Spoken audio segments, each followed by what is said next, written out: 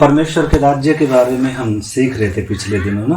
परमेश्वर का अदृश्य राज्य आंखों से तो दिखाई नहीं देता, लेकिन तो भी परमेश्वर ने जब से सृष्टि को रचा, जब से इंसान को बनाया, तब से परमेश्वर मनुष्यों के राज्यों के ऊपर भी क्या करता है? प्रभुता करता है। और पृथ्वी पर जितने भी राज्य हैं, आज तक जितने राज्य हुए और आगे भी होंगे, सबके ऊपर अदृश्य रूप से परमेश्वर राज्य करता है। हमने देखा था बाबुल का राज्य है, फारस का राज्य है, जो 4 मेन साम्राज्य के बारे में दानियल को उनका दर्शन दिया।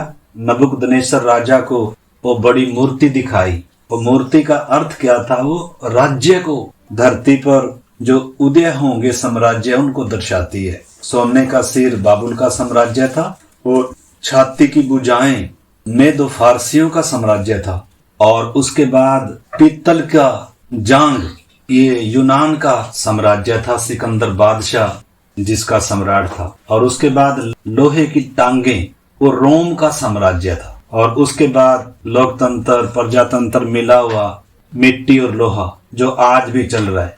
कहीं कहीं तानाशाही है, कहीं कहीं मिट्टी जैसे प्रजातंत्र लोकतंत्र है, मतलब लोग वोट डालकर और राजा को या सरकार को नियुक्त करते हैं।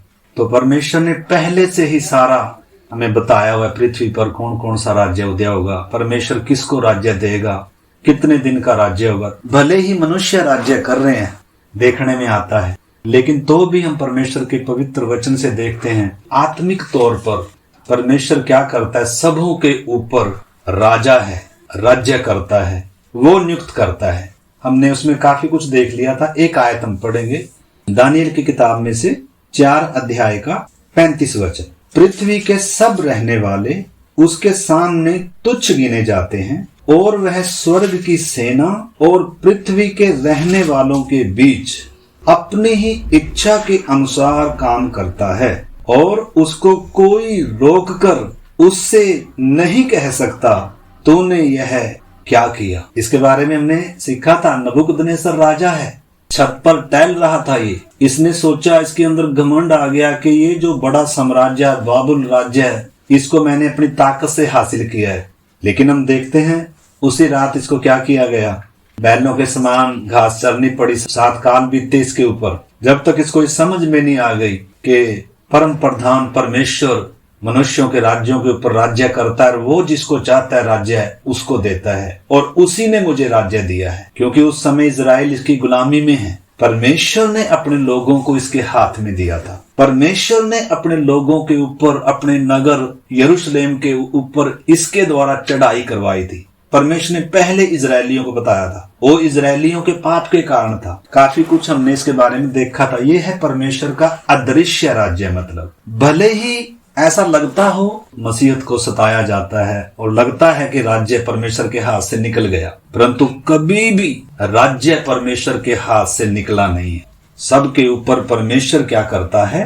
राज्य करता है। हमें उससे सीखना चाहिए, या उससे हमें जो सीख मिलती है, मतलब कि हमारा परमेश्वर जिसकी हम उपासना करते हैं, दानियल या सदरक मेसक अबेदनगो उन सम्राटों के सामने दिलेरी से खड़े हैं, और वो क्या कह रहे हैं? वो गवाही क्या दे रहे हैं? जिस परमेश्वर की हम आराधना करते हैं, जिस परमेश्वर पर हम विश्वास करते हैं, वो परमेश्वर सर्व सामर्थी है, और वो परमेश्वर हमें तेरे हाथ से भी, और तेरी सारी चाहे आग की भट्टी हो, चाहे सिंहों की मांद हो, उसमें से बचाने की क्या रखता है? ताकत रखता है। लेकिन अगर नहीं भी बचाए तो भी हम क्या नहीं करेंगे?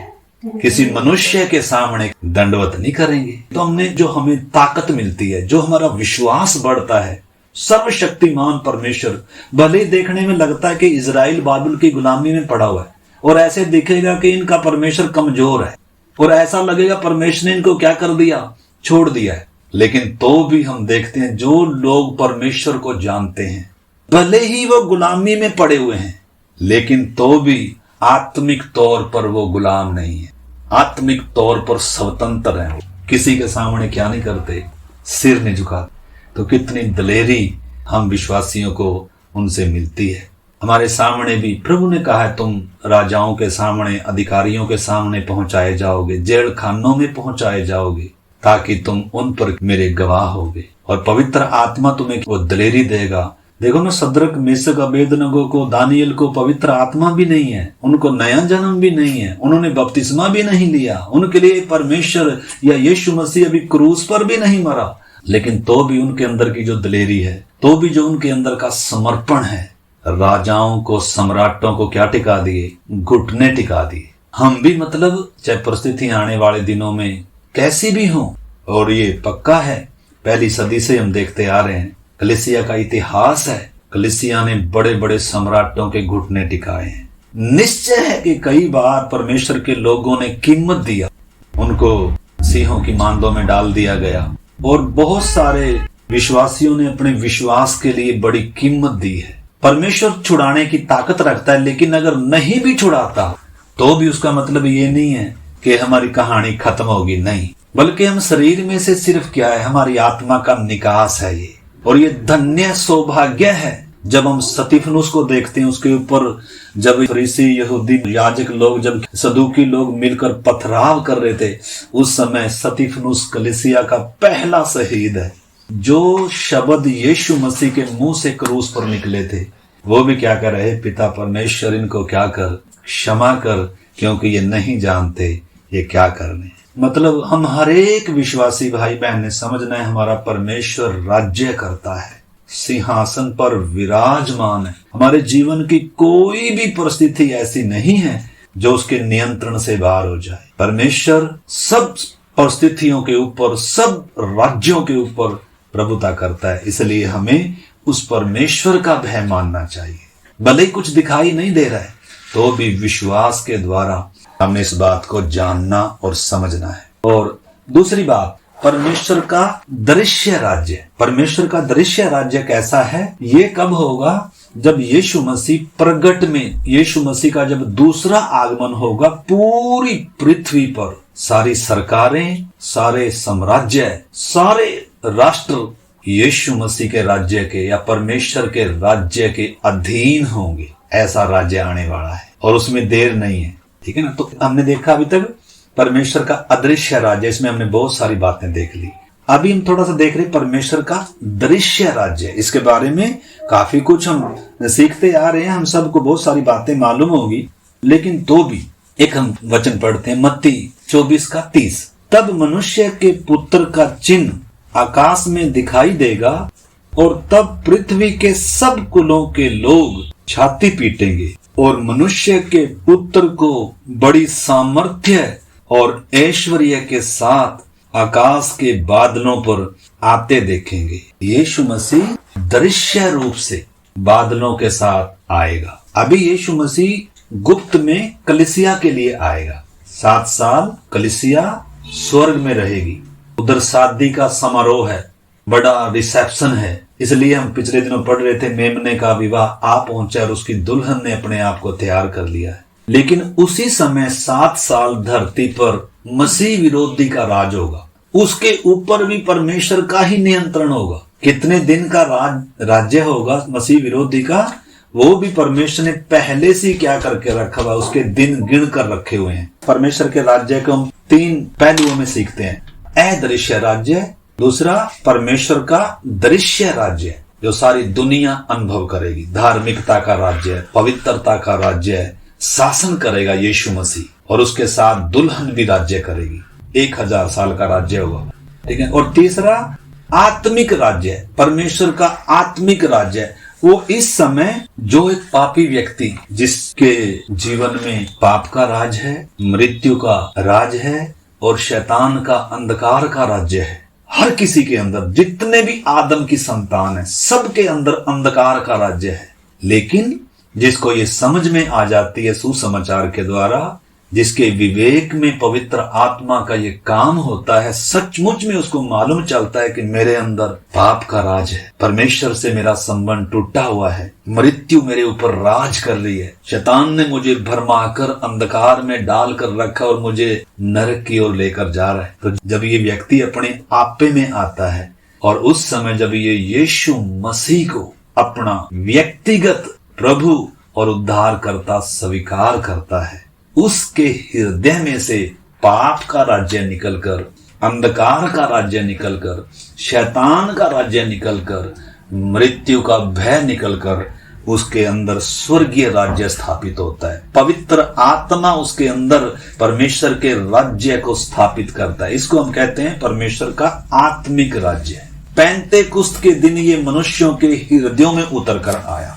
और इसी प्रकार अब जो भी कोई पापी व्यक्ति अपने अंदर की हालात को पहचानता है कि मैं अंधकार के राज्य में हूं, और जब सचमुच में उसका विवेक उसको किसी के बताने से नहीं बल्कि पवित्र आत्मा और इस परमेश्वर के पवित्र वचन ने जब उसके जीवन में विवेक में काम किया और उसको सचमुच में पापी होने का एहसास आया, तो पापी की प्रार्थना अलग ही होती है।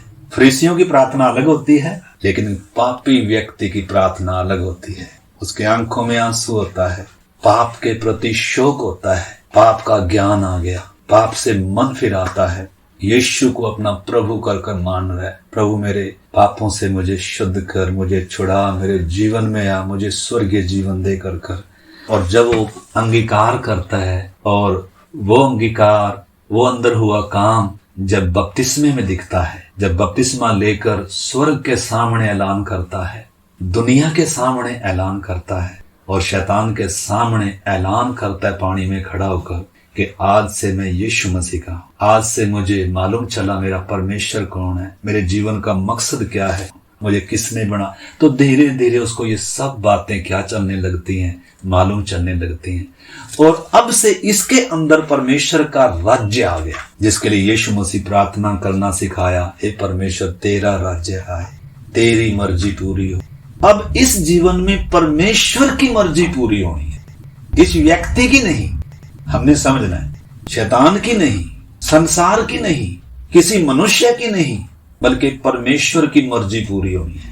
इसलिए पवित्र आत्मा की अगुवाई में चलने, इसलिए लिखा है जितने लोग परमेश्वर की आत्मा के चलाए चलते हैं वे ही परमेश्वर के पुत्र हैं। इसलिए लिखा है पवित्र आत्मा को शोकित मत करो। अब पवित्र आत्मा के नियंत्रण में चलना है। अब अपनी बुद्धि के लिए कोई रास्ता नहीं है। तो परमेश्वर के राज्य को देखना, परमेश्वर के राज्य में प्रवेश करना और परमेश्वर के राज्य के वारिस होना।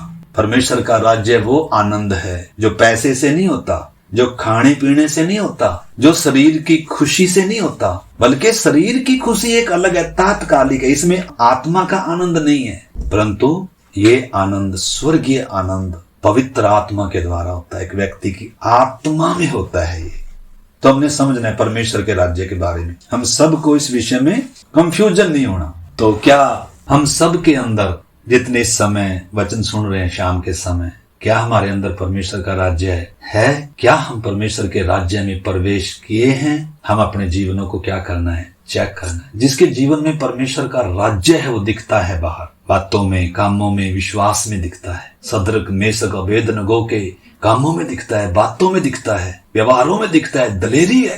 प्रभु ने कहा मैंने तुम्हें सांपों, शत्रुओं की सारी सामर्थ पर सारा अधिकार दिया, तुम्हें किसी चीज से क्या नहीं होगी, कोई हानि नहीं होगी। तो हम उस राजा के राज्य के अधीन है। अगर यीशु मसीह राजा है तो कलीसिया उसकी प्रजा है, और प्रजा के बीच में राजा की प्रभुता होनी है, राजा का अधिकार चलना है, हमारी नहीं। हम अपनी मर्जी से चल सकते हैं, लेकिन पवित्र आत्मा हमें स्वर्गीय आनंद नहीं देगा। तो इस करके कलीसिया या हर एक विश्वासी जिसने परमेश्वर यीशु को अपना प्रभु मानना है, प्रभु का गहरा अर्थ है, प्रभु का मतलब मेरा स्वामी, उसकी मर्जी मेरे जीवन में पूरी होगी। उसने मेरे लिए जो काम रखा है, उसने मेरे लिए जो भी मेरे लिए उसने जगह रखा है, मैंने उसको महिमा देना है, मैंने उसकी मर्जी से चलना। इसलिए लिखा है अन्य जाति किसकी खोज में रहते हैं? रोटी, कपड़ा और मकान। लेकिन प्रभु ने कहा तुम उसके राज्य और उसकी धार्मिकता की क्या करो? खोज करो। अब एक विश्वासी की खोज किन बातों के लिए होनी है? तो हमने इन बातों को समझना है मेरे प्यारे भाई बहनों। जितनों ने उद्धार पाया उनके अंदर परमेश्वर का राज्य है, वो परमेश्वर के राज्य में प्रवेश कर चुके हैं। लेकिन परमेश्वर के राज्य का वारिस बनना, उसके लिए कीमत अदा करनी है। जैसे कई बार हमने बताया, हम जिस कमरे में इस मकान में रह रहे हैं, एक तो इस कमरे को, इस मकान को बाहर से देख लेना वो एक अनुभव है, दूर से देख लेना हाँ अच्छा है ठीक है। एक है इस घर में आ जाना, सारी चीजों का आनंद उठाना, पंखे का, लाइट का, या टीवी लगा हुआ है, सब चीजों का आनंद लेना। लेकिन ये भी पूरा नहीं है, क्योंकि ये अपना नहीं है, किसी का है, इसका मालिक कोई और है। कभी भी आकर बोलेगा भाई चलो हम मेरे घर से बाहर निकलो, या सदा के लिए नहीं है। लेकिन अगर सदा के लिए इसका अधिकारी बनना है तो दाम तो देखो चुकाना पड़ेगा। बिना दाम चुकाए फरी फरी में कुछ नहीं होगा। तो इधर जो हम देख रहे हैं परमेश्वर का दृश्य राज्य। एक आयत और मेरे साथ निकालिए, इसके बारे में पुराने नियम में शुरू से ही परमेश्वर ने इसके विषय में बहुत सारी भविष्यवाणी कर रखी। मसीह का धार्मिकता का राज्य होगा। दानियल किताब 2 अध्याय 44-45 वचन भी पढ़ेंगे। जब आप इसका 2 अध्याय का ऊपर से पढ़ते हैं तो पूरा जो नबूकदनेस्सर राजा को स्वप्न दिखाया था वो पूरा साम्राज्यों का ही अर्थ था। वो जो मूर्ति दिखाई थी 36 से मैं पढ़ लेता हूँ, कई बार पढ़ा लेकिन तो भी। स्वप्न तो यूं ही हुआ और अब हम उसका फल राजा को समझा देते हैं। हे राजा, तू तो महाराज धीराज है, क्योंकि स्वर्ग के परमेश्वर ने तुझको राज्य, सामर्थ, शक्ति और महिमा दी है। किसने दी है? परमेश्वर ने दी है नबूकदनेस्सर को, और उसका आगे पुत्र भी है। इन सब को भी, चाहे राजा खुसरू हो, फारसी, मादी, जितने भी साम्राज्य धरती पे हुए, परमेश्वर ने उनको राज्य दिया है। परमेश्वर सबके ऊपर राज्य करता है, लेकिन दिखाई नहीं देता। इसको हम बोलते हैं परमेश्वर का अदृश्य राज्य। तो आगे, और जहां कहीं मनुष्य पाए जाते हैं वहां उसने उन सबों को और मैदान के जीव जंतु और आकाश के पक्षी भी तेरे वश में कर दिए हैं, और तुझको उन सब का अधिकारी ठहराया है। यह सोने का सिर तू ही है। तेरे बाद एक राज्य और उदय होगा जो तुझसे छोटा होगा, फिर एक और तीसरा पित्तल का सा राज्य होगा जिसमें सारी पृथ्वी आ जाएगी। चौथा राज्य लोहे के तुल्य मजबूत होगा। लोहे से तो सब वस्तुएं चूर चूर की जाती हैं और पिस जाती हैं, इसलिए जिस भांति लोहे से वे सब कुचली जाती हैं, उसी भांति उस चौथे राज्य से सब कुछ चूर चूर होकर पिस जाएगा। इसी साम्राज्य में, इसी रोमन साम्राज्य में यीशु मसीह को लोहे की कीलें ठोकी गई। उसका बदन हम पापियों अधर्मियों के बदले कुचला गया। ऐसा कठोर शासक था, ये भयानक दंड दिया जाता था। तो ये था रोम साम्राज्य। आगे, तूने जो मूर्ति के पांव और उनकी उंगलियों को देखा, जो कुछ कुम्हार की मिट्टी की और लोहे की थी, इससे वह चौथा राज्य बंटा हुआ होगा, तो भी उसमें लोहे का सा कड़ापन रहेगा, जैसे कि तूने कुम्हार की मिट्टी के संग लोहा भी मिला हुआ देखा था। जैसे पांव की उंगलियां कुछ तो लोहे की और कुछ मिट्टी की थी। इसका अर्थ यह है कि वह राज्य कुछ तो दृढ़ और कुछ निर्बल होगा।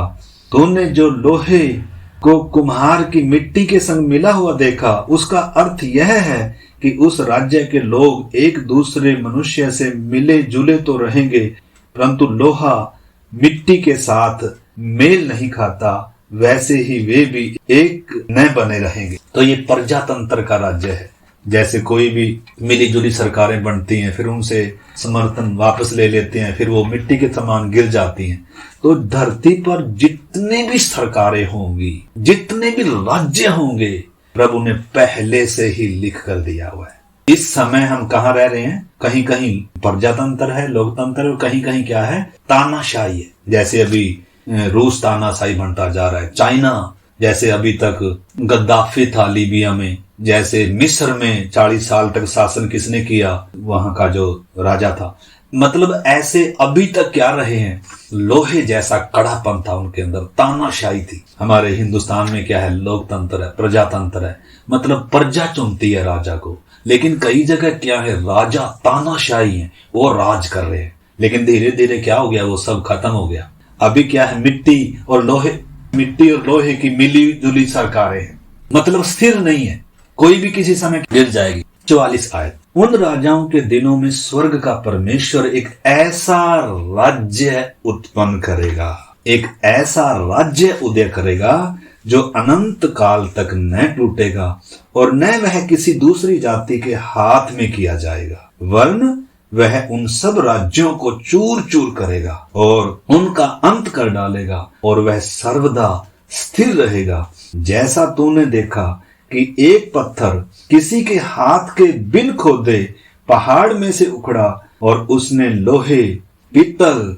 मिट्टी, चांदी और सोने को चूर चूर किया। इसी रीति महान परमेश्वर ने राजा को बताया है कि इसके बाद क्या क्या होने वाला है। न स्वप्न में और न इसके फल में कुछ संदेह है। स्पष्ट बता दिया परमेश्वर के दास दानियल ने। इसके बाद फिर नबूकदनेस्सर को होश आई तो मसीह का 1000 साल का राज्य के बारे में बताया जा रहा है। वो जो बिना किसी के खोदे पत्थर उस बड़ी मूर्ति के पांव पर लगा और वो क्या हो गया, पूरी पृथ्वी पर फैल गया। वो है 1000 साल का राज्य। इस मूर्ति में जो दिखाया गया, इसमें मसीह विरोधी का जो 7 साल का राज्य है वो नहीं दिखाया गया। उसको परमेश्वर ने दानियल को जो दर्शन दिखाया 7 अध्याय में, वो उसमें दिया हुआ है। तो दानियल 2 अध्याय, 3 अध्याय और 7 अध्याय में पूरा धरती पर किस किस का साम्राज्य होगा, कितने दिनों का होगा, उनका स्वभाव कैसा होगा, वो करेंगे क्या, सब परमेश्वर ने पहले से बताया है। और मसीह का 1000 साल का राज्य भी परमेश्वर ने पहले से बताया हुआ है। तो उसके बारे में हम पढ़ते हैं। आप मेरे साथ निकाल लें, बहुत सारे आयते हैं। प्रकाशित वाक्य 19 अध्याय निकाल लें, 19 का 13 से 16 तक। वह लहू छिड़का हुआ वस्त्र पहने है और उसका नाम परमेश्वर का वचन है। स्वर्ग की सेना श्वेत घोड़ों पर सवार होकर श्वेत और शुद्ध मलमल पहने हुए उसके पीछे पीछे है। जाति जाति को मारने के लिए उसके मुंह से एक चोखी तलवार निकलती है और लोहे का राजदंड लिए हुए वह उन पर राज्य करेगा।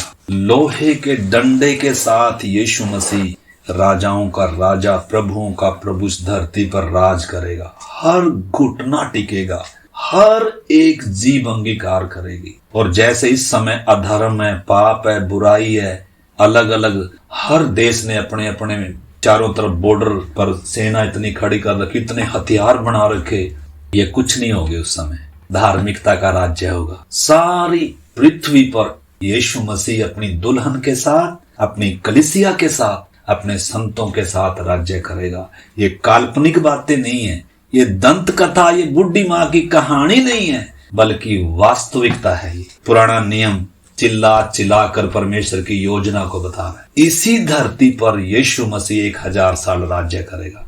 बहुत सारी आयतें हैं इसमें, लेकिन हमारे पास उतना समय नहीं है। इसी का 20 अध्याय जब हम देखते हैं, 20 का 1 से 1000 साल के राज्य के बारे में बताया गया है। इसका 4 से मैं पढ़ता हूँ। फिर मैंने सिंहासन देखे और उन पर लोग बैठ गए और उनको न्याय करने का अधिकार दिया गया। ये कौन है? कलीसिया।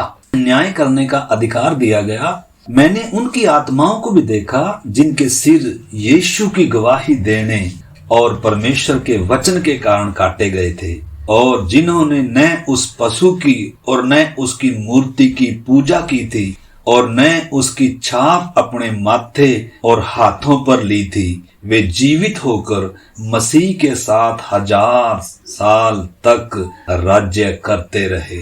अभी 7 साल का मसीह विरोधी का राज्य आएगा, माथे पर छाप होगी सबके।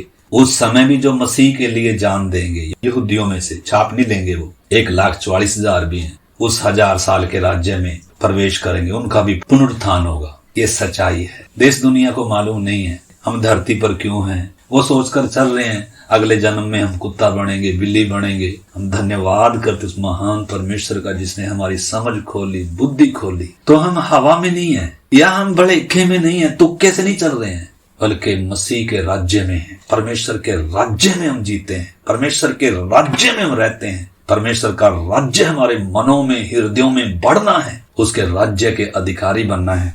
आगे लिखा है, जब तक ये 1000 वर्ष पूरे न हुए तब तक शेष मरे हुए न जी उठे। यह तो पहला पुनरुत्थान है। धन्य और पवित्र वह है जो इस पहले पुनरुत्थान का भागी है। ऐसों पर दूसरी मृत्यु का कुछ भी अधिकार नहीं, पर वे परमेश्वर और मसीह के याजक होंगे और उसके साथ 1000 वर्ष तक राज्य करेंगे। तो ये है परमेश्वर का दृश्य राज्य। एक आयत और पढ़ लीजिए, यशाया की किताब, यशाया 35 अध्याय में, 11 अध्याय में 65 अध्याय में 9 अध्याय में भी यशायाह भविष्यवाणी कर रहा है, हमें एक पुत्र दिया गया है, प्रभुता उसके कंधे पर है, उसका नाम अद्भुत युक्ति करने वाला, पराक्रमी परमेश्वर, अनंत काल का पिता और शांति का राजकुमार रखा जाएगा, और उसकी प्रभुता का कभी अंत नहीं होगा। 1000 साल के राज्य करने के लिए आ रहा है, कलीसिया के साथ आ रहा है, संतों के साथ आ रहा है, जो इस समय इस धरती पर परदेसी और यात्री समझकर चल रहे हैं। परमेश्वर उनको इसी धरती का 1000 साल का राज्य देगा। तो इधर 2 अध्याय, यशायाह 2 अध्याय 2 से हम पढ़ेंगे।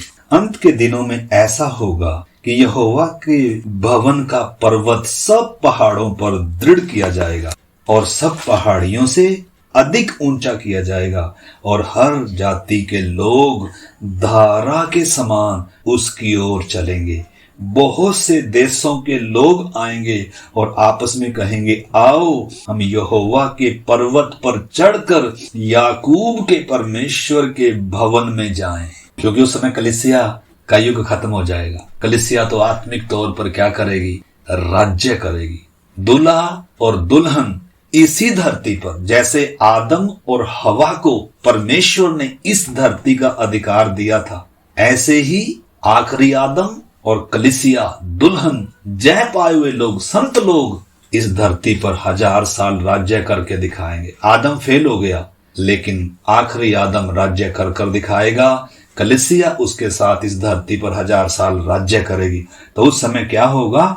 धरती पर ये वातावरण होगा, सारी जातियों के लोग धारा के समान बहेंगे। किधर की तरफ? यरूशलेम में परमेश्वर का राज्य स्थापित होगा, राजाओं का राजा राज्य करेगा। और आगे इधर लिखा है, तब वह हमको अपने मार्ग सिखाएगा और हम उसके पथों पर चलेंगे, क्योंकि यहोवा की व्यवस्था सिय्योन से और उसका वचन यरूशलेम से निकलेगा।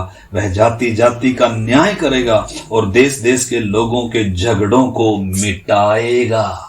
झगड़ा नहीं होगा। इस समय देखो ना, रूस का यूक्रेन का झगड़ा, इजराइल का सब जातियों के साथ, चारों तरफ की मुसलमान कौमों के साथ झगड़ा। इधर कल हमारे प्रधानमंत्री जी ने भी ऐलान कर दिया कि जितने भी पाकिस्तान के इधर, उनका वीजा भी कैंसिल कर दिया। और वो क्या कर दिया, मतलब देखो, ये अब आने वाले दिनों में और भी लड़ाइयों की चर्चाएं सुनेंगे। राज्य पर राज्य, देश पर देश, क्या करेंगे चढ़ाई, कितने खतरनाक परमाणु हथियार बना के रखे हुए, कितनी मिसाइलें बनाकर रखी हुई हैं। लेकिन एक समय आ रहा है, सब झगड़ों को निपटा देगा, कोई झगड़ा नहीं होगा। और क्या क्या होगा? लिखा है, जाति जाति का न्याय करेगा और देश देश के लोगों के झगड़ों को मिटाएगा, और वह अपनी तलवारें पीट पीट कर हल्के फाल और अपने भालों को हंसिया बनाएंगे। मतलब जितने भी हथियार बना रखे हैं ना, चाहे परमाणु बम भी हैं, इनको उपयोग में लाया जाएगा। हर हथियारों को, मतलब ये हानि के नहीं रहेंगे। प्रभु यीशु मसीह इसी धरती पर ये धार्मिकता का राज्य स्थापित करेगा। जैसा आदम का समय था, ऐसा समय धरती देखने जा रही है। इस समय प्रभु कलीसिया को इस धरती पर तैयार कर रहा है। अभी भी राज्य उसके नियंत्रण में है। हमने ये नहीं कभी भी सोचना कि हमारा परमेश्वर कमजोर है, या दुनिया की सरकारें या जितने मसीह विरोधी हैं या विरोधी संगठन जितने हैं ये हावी हो गए ना। परमेश्वर ही उनको अनुमति दे। परमेश्वर बुराई नहीं करता कभी। बुराई के द्वारा परमेश्वर राज नहीं करता। शैतान बुराई के द्वारा राज करता है, पाप के द्वारा राज करता है। परमेश्वर धार्मिकता के द्वारा राज करता है। लेकिन तो भी परमेश्वर ये सब चीजें होने दे रहा है। परमेश्वर नहीं चाहता धरती पर बुराई हो। परमेश्वर नहीं चाहता कोई लोग दुखी हो, पाप में जाएं या नरक में जाएं। परमेश्वर चाहता है सब लोगों का उद्धार हो जाए। लेकिन परमेश्वर ने मनुष्यों को आजाद मर्जी दी है और एक समय तक उनको क्या दे के रखा हुआ, समय सीमा ठहराई हुई है। तो परमेश्वर बुराई का साथ नहीं देता, क्योंकि कई बार हमें ऐसा ना लगने लग जाए भी परमेश्वर ही सब कुछ करा रहा है। परमेश्वर सब कुछ नहीं करा रहा है। इंसान ने चुनाव किया है पाप का, इंसान ने चुनाव किया अंधकार के राज्य का, शैतान की बातों को मानकर उसके अधीन हो गया। लेकिन तो भी परमेश्वर क्या कर रहा है? आज से 2000 साल 25 साल पहले स्वर्ग का राज्य इस धरती पर स्थापित हो चुका है आत्मिक तौर पर। अभी परमेश्वर लोगों को अंधकार के राज्य से छुड़ाकर परमेश्वर के राज्य में लेकर आ रहा है। न केवल लेकर आ रहा है, बल्कि उनको परमेश्वर के उस दृश्य राज्य के लिए तैयार कर रहा है। आने वाले राज्य के लिए। इस धरती पर भी 1000 साल का राज्य होगा और उसके बाद ये धरती हटा दी जाएगी। एक नई धरती, एक नया आकाश, एक नया यरूशलेम होगा और वो होगा अनंत काल का राज्य। तो इसमें लिखा है, एक जाति दूसरी जाति के विरुद्ध फिर तलवार न चलाएगी, न लोग भविष्य में युद्ध विद्या सीखेंगे। हे याकूब के घराने, आ हम यहोवा के प्रकाश में चलें। बहुत सारी बातें आगे भी इसमें लिखा हुआ, सबकी गर्दनें झुकाई जाएंगी। आगे लिखा, मनुष्य का गरूर तोड़ा जाएगा और सब घुटने टिकेंगे, हर एक जीभ अंगीकार करेगी कि यीशु ही परमेश्वर है। आप इसको बाद में पढ़ सकते हैं, हमारे पास समय नहीं है। इस पूरा 2 अध्याय का आप पढ़ सकते हैं। 11 अध्याय पढ़ता हूँ, 6-7। तब भेड़िया भेड़ के बच्चों के संग रहा करेगा और चीता बकरी के बच्चों के साथ बैठेगा, और बछड़ा और जवान सिंह और पाला पोसा हुआ बैल तीनों इकट्ठे रहेंगे, और एक छोटा लड़का उनकी अगुवाई करेगा। गायें और रिछनी मिलकर चरेंगी और उनके बच्चे इकट्ठे बैठेंगे, और सिंह बैल के समान भूसा खाया करेगा, और दूध पीता बच्चा करैत के बिल पर खेलेगा, और दूध छुड़ाया हुआ लड़का नाग के बिल में हाथ डालेगा। मेरे सारे पवित्र पर्वत पर न तो कोई दुख देगा और न हानि करेगा, क्योंकि पृथ्वी यहोवा के ज्ञान से ऐसी भर जाएगी जैसे समुद्र पानी से भरा रहता है। कितना धन्य सौभाग्य है, कितनी धन्य आशा है हमें। सचमुच में अगर हमारी आंखें खुल जाएं, समझ खुल जाए। अब्राहम चलते चलते उसको मालूम चल गया परमेश्वर का नगर, थोड़ी सी झलक शायद उसको दिखाई। वो स्थिर नहीं वाले नगर की क्या जोता था, बाढ़ जोता था। आइए हम भी सचमुच में अपने महान उद्धारकर्ता यीशु मसीह के आगमन की बाट जोएं, उसके आगमन को प्रिय जाने, अपनी दौड़ को पूरा करें, अपनी तैयारी को पूरा करें। जिस काम को प्रभु ने हमारे हृदयों में आरंभ किया, जिस राज्य को प्रभु ने हमारे हृदयों में स्थापित किया, आइए उस राज्य को बढ़ने दे अपने जीवनों में। आइए उसकी प्रभु सत्ता के अधीन हो जाएं। प्रभु मेरी मर्जी नहीं, तेरी मर्जी मेरे जीवन में पूरी हो जाए। मेरे जीवन में पाप का राज्य नहीं, शैतान का, अंधकार का, मौत का भय नहीं प्रभु जी, बल्कि मेरे जीवन में अनंत जीवन राज्य करे। हालेलुया।